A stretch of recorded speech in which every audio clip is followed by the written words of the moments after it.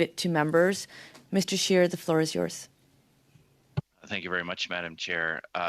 There were certainly a lot of allegations that were made at the time of the protests that have since been debunked, and a lot of the inflammatory language used by certain politicians and the corporate media to try to characterize these protests into something that they weren't have a lot of those types of allegations have also been debunked.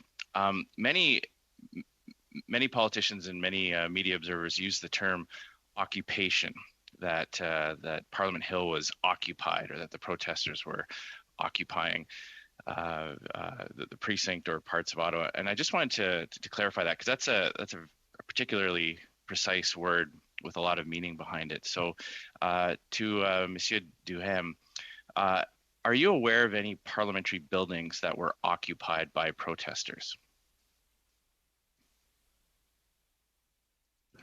Madam Chair, no, I'm not aware. We had good communication with the Director of PPS, who in turn was communicating with Sergeant Arms, and I know there's communiques that went out throughout members of Parliament to advise them, but I'm not aware of any Parliament buildings or Parliament buildings part of the precinct that were occupied.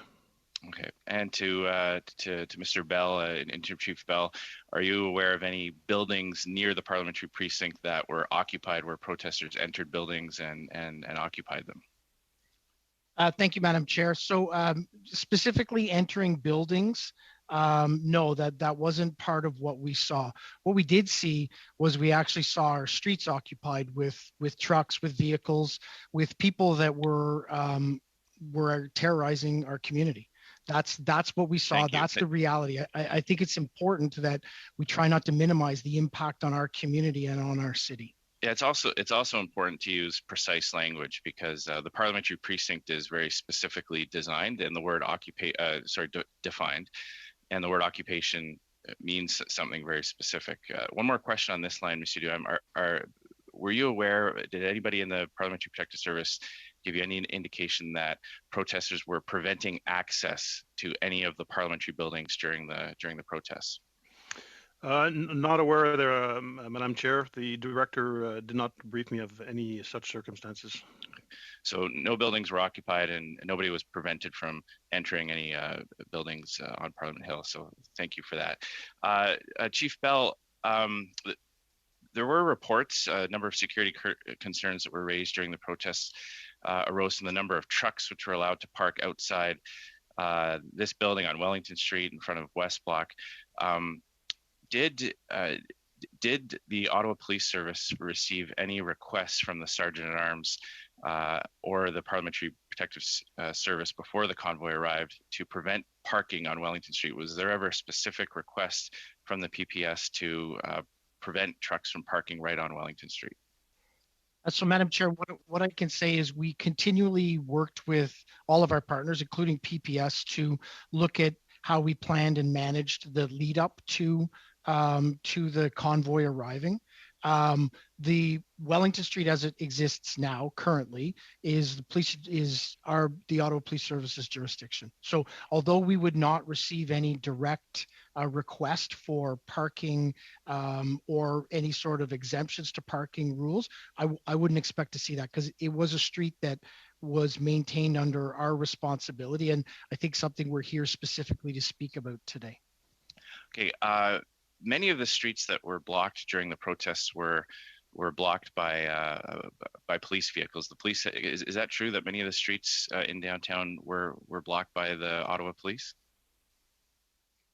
So, Madam Chair, our responsibility as demonstrations unfold is around public safety and public security, and we will block streets off as we identify public safety or security reasons. So there were a number of streets that we did ultimately block off, and that was to not allow further vehicles to access or not allow any sort of public safety concerns to exist.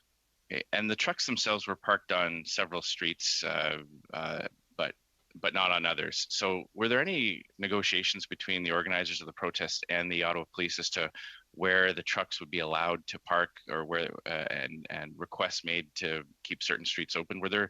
Was there that type of conversation going back and forth? So, Madam Chair, one one of the things that we did very, very early on in the buildup to the convoy coming across the city and ultimately in our response to the occupation was we took a look at several other protests that had occurred and findings and outcomes from those protest demonstrations, particularly around the demobilization of them. One of the things that we identified that was fundamentally important and a practice that the Auto Police Service and almost every other police service across Canada uses is to make sure that we have representative individuals who have direct communication with organizers. Sorry, that I've only got about 30 seconds left, Chief Bell. Okay. I'd just like the yes or no answer. Were there conversations, negotiations, discussions as to where the protesters would be allowed to park their trucks? Yes or no? So we had people identified to work with protesters and demonstrators to identify areas where we would see them come in and ultimately how we would see them exit the city. So is that a yes, that there were? Yeah, there was definitely discussions about where they would go and then ultimately how they would leave. One final question. Did the Ottawa Police make a request to the federal government to invoke the Emergencies Measures Act? Yes or no? So we were involved in conversations with our partners and with the political ministries. We didn't make a direct request for the Emergencies Act.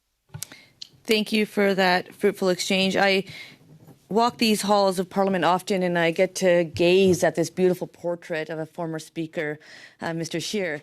And so I know very well that when we address comments to the Chair, he knows that rule well. And so just because we are limited time, I did not want to interrupt. I will ask members to address comments to the Chair, just like we've been able to see our guests do. Mr. Gerritsen, 6 minutes to you. Thank you, Madam Chair. Through you to Mr. Bell, do you consider what occurred in Ottawa in January and February in occupation of the streets of Ottawa? So, Madam Chair, I think we've been really clear in terms of our view on what occurred. What started as a demonstration and protest ultimately became an occupation of our streets. And okay, I'm sorry, I'm just so limited on time. I apologize.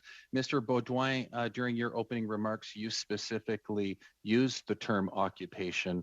Do you still stand by that, what you said in your opening comments? Would you consider that an occupation? Madame la Présidente. Madam Chair, I think we have to be very careful about vocabulary because of the French-English translation. When I talk about occupation, there was support from the Gatineau side because there was a group of demonstrators that took over a certain amount of territory in the city of Gatineau, a certain amount of land. So yes, it was an occupation for that private parking lot, but I cannot speak to your use of terminology. Thank you. Mr. Who am I going to?